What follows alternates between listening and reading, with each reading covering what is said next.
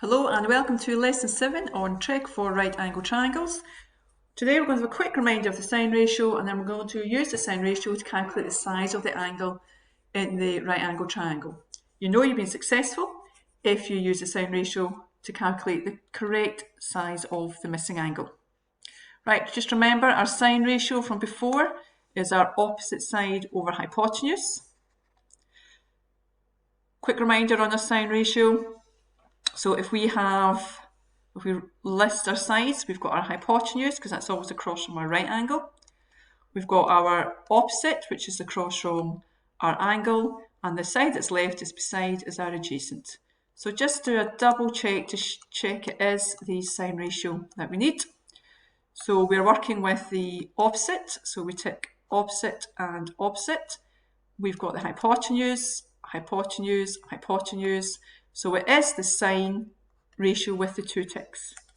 So sine of alpha is equal to opposite over hypotenuse. Put in everything that we've got. Sine of 35 degrees is equal to x over 22. Multiply both sides by 22.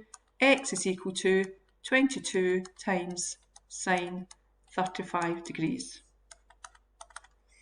Put that into our calculator.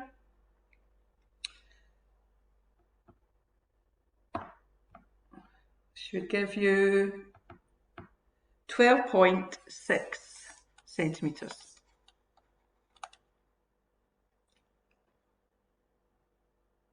Right, what if we had the length of both sides but not the angle, like this one here? So we've got a right angle triangle here.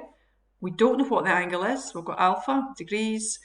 We put in our hypotenuse, our opposite, and our adjacent.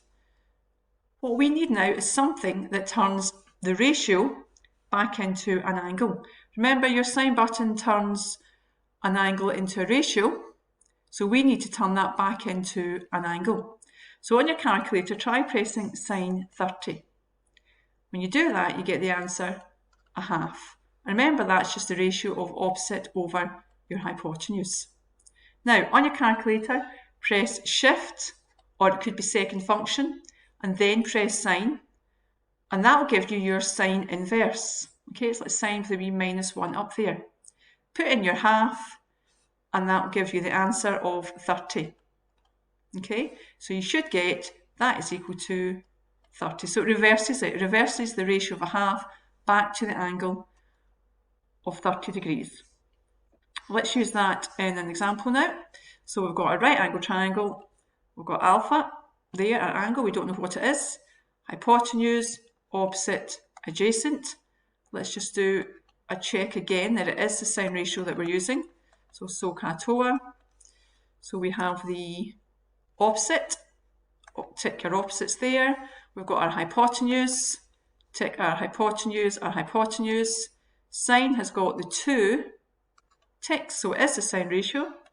So sine alpha equals 27 over 34, because that's our opposite over hypotenuse. So to get this sine away, to get alpha on its own, that's when we do our sine inverse. Sine inverse of 27 over 34. So press your shift or your second function, and then your sine, which gives you your sine inverse, and then put in your fraction, 27 over 34. You should get 52.6 degrees. Let's look at another example. So we've got a right angle triangle. We've got our hypotenuse, our opposite, and our adjacent. Again, using our SOHCAHTOA. Let's just double check it is the sine angle. So we're working with our opposite. So opposite, opposite, our hypotenuse, hypotenuse, hypotenuse. Sine has got the 2 ticks, so it is the sine ratio. So sine of alpha is equal to opposite over hypotenuse. We don't know the angle, so we leave it sine of alpha is equal to 35 over 78.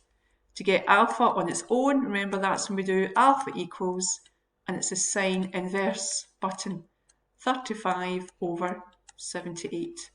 Okay, so do your second function, or shift, then press sine, and then press equals. And you should get 26.7 degrees. Okay, let's just go over what we did there again. We checked it was our sine ratio with our 2 ticks. We substituted everything into our formula, so our opposite over our hypotenuse. To get alpha on its own, that's when we use the shift second function, sine button, which gives us our inverse, 35/78 equals, and it turns this ratio back into an angle. As always, there are some questions for you to try.